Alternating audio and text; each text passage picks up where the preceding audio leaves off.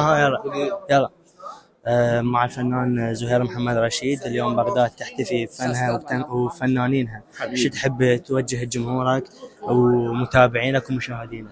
أنا أشكر كل الحضور الكرام، فنانين وإعلاميين وأدباء، لحضورهم هذا المهرجان، مهرجان عيون السادس عشر.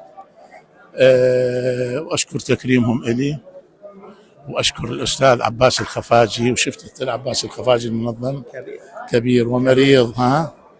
وأشكركم أنتم طلاب معهد الفنون الجميلة في ديالى. احنا جامعة ديالى كلية الفنون الجميلة. كلية الفنون، ما شاء الله عليكم.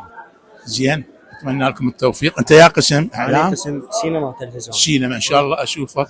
أشكرك. زين، أشكرك. بس مخرج. طلاب كلية الفنون الجميلة يشاهدوك، شو توجه لهم كلمة؟ أقول لهم إن شاء الله إن شاء الله إن شاء الله النجاح الباهر، ونشوفكم أنتم لازمين المقود، يعني السكان.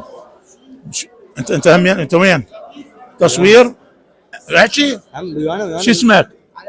علي رياض. وأنت؟ سجاد جميل. سجاد وعلي. إن شاء الله إن شاء الله نشوفكم فوق فوق فوق فوق. واحدة من مسلسلاتك التصوير. إذا الله خلانا طيبين إن شاء الله. ممنونين منك احنا.